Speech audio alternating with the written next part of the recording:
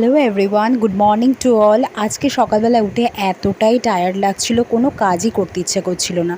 তো কী আর আছে, কাজ তো করতেই হবে আমাদের। তো একটু গরম জলে লেবু গুলিয়ে খেয়ে নিলাম। এটাতে যেরকম ওয়েট লস করে সেরকমও একটা আলাদাই এনার্জি গেইন করে। আমার তো করে, জানি না আর কার কী করে। তো যাই হোক, ব্রেকফাস্ট সেরে আমি লেগে গেলাম ঘরের কাজবাজ করতে। শোকেসটা একটু গুছিয়ে নিলাম আর তারপরে আয়রন করলাম। এগুলো সবই রোদের মেলতে দিয়েছিলাম। তো যেহেতু শুকিয়ে গিয়েছে, ভেবেছিলাম সন্ধেবেলা করব, কিন্তু না, ভাবলাম এখনই কাজটা সেরে রাখি।